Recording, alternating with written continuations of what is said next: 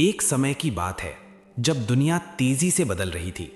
नई नई मशीनें बन रही थीं, बड़े बड़े आविष्कार हो रहे थे और इंसान को अपनी ताकत पर बहुत गर्व होने लगा था। उसी समय एक ऐसा जहाज बनाया गया जिसे देखकर लोग हैरान रह जाते थे। उसका नाम था टाइटैनिक। टाइटैनिक सिर्फ एक जहाज नहीं था, बल्कि इंसानी घमंड, सपनों और तकनीक का प्रतीक था।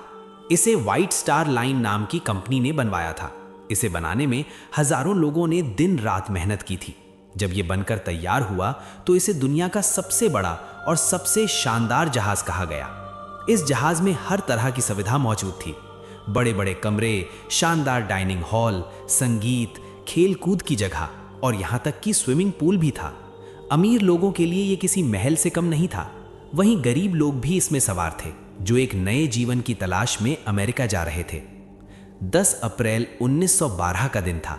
इंग्लैंड के साउथहैम्पटन से टाइटैनिक अपनी पहली यात्रा पर निकला। लोग खुशी खुशी जहाज पर चढ़ रहे थे। कोई अपने परिवार के साथ था, कोई अपने सपनों के साथ।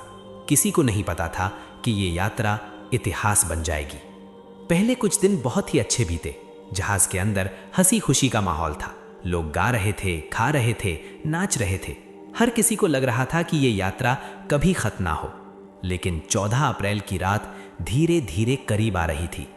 उस रात समुद्र बहुत शांत था, हवा ठंडी थी और आसमान में तारे चमक रहे थे। सब कुछ सामान्य लग रहा था, लेकिन खतरा सामने ही था। उस दिन टाइटैनिक को कई बार संदेश मिला कि आगे बर्फ के बड़े बड़े पहाड़ हैं, लेकिन जहाज अपनी पूरी रफ्तार से चलता रहा। किसी ने यह नहीं सोचा कि यह छोटी सी लापरवाही कितनी बड़ी मुसीबत बन सकती है। रात करीब 11:40 पर अचानक जहाज के सामने एक विशाल बर्फ का पहाड़ दिखाई दिया।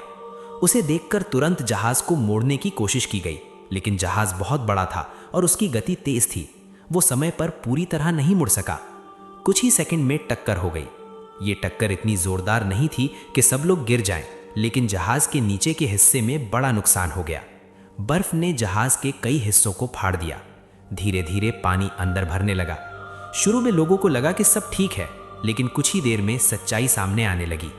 जहाज के इंजीनियरों ने जांच की और बताया कि टाइटैनिक को बचाना अब संभव नहीं है। वो कुछ घंटों में डूब जाएगा। ये सुनते ही माहौल बदल गया। जहां पहले हंसी थी, वहां अब डर था। जहां पहले संगीत था, वहां अब चिल्लाहट थी। लोगों को लाइफ बोट में बिठाया जाने लगा, लेकिन सबसे बड़ी समस्या ये थी कि जहाज में जितने लोग थे, उतनी लाइफ बोट्स नहीं थीं। केवल आधे लोगों के लिए ही जगह थी। पहले महिलाओं और बच्चों को बिठाया गया। कुछ लोग अपनी जान बचाने के लिए आगे बढ़ रहे थे, तो कुछ अपने परिवार को बचाने के लिए पीछे हट रहे थे। ये एक ऐसा पल था जहां इंसान की असली पहचान सामने आ रही थी। कुछ लोग बहादुरी दिखा रहे थे, तो कुछ डर के कारण घबरा रहे थे। जैसे जैसे समय बीत रहा था, जहाज और नीचे जाता जा रहा था। ठंड इतनी ज्यादा थी कि पानी में गिरने का मतलब लगभग निश्चित मौत था। इस बीच जहाज के संगीतकार आखिरी समय तक संगीत बजाते रहे ताकि लोग शांत रह सकें। यह दृश्य बहुत ही भावुक था। धीरे धीरे जहाज का अगला हिस्सा पूरी तरह पानी में चला गया। फिर अचानक एक जोरदार आवाज आई और टाइटैनिक 2 हिस्सों में टूट गया। रात के करीब 2:20 पर टाइटैनिक पूरी तरह समुद्र में समा गया। हजारों लोग उस बर्फ जैसे ठंडे पानी में गिर गए। कुछ लोग लाइफ बोट तक पहुंच पाए, लेकिन ज्यादातर लोग ठंड और थकान की वजह से अपनी जान गंवा बैठे। चारों तरफ अंधेरा था, चीखें थीं और मदद की पुकार थी। ये एक ऐसा दृश्य था जिसे शब्दों में पूरी तरह बयान करना मुश्किल है। कुछ घंटों बाद एक जहाज जिसका नाम कारपेथिया था, वहां पहुंचा। उसने बचे हुए लोगों को बचाया। लगभग 700 लोग जिंदा बच पाए, लेकिन 1500 से ज्यादा लोग अपनी जान गंवा चुके थे। जब ये खबर दुनिया तक पहुंची तो हर कोई स्तब्ध रह गया। जिस जहाज को अडूबने वाला कहा गया था, वो कुछ ही घंटों में डूब गया। ये घटना इतिहास की सबसे बड़ी समुद्री दुर्घटनाओं में से एक बन गई। टाइटैनिक की कहानी सिर्फ एक हादसा नहीं है, ये एक सबक है।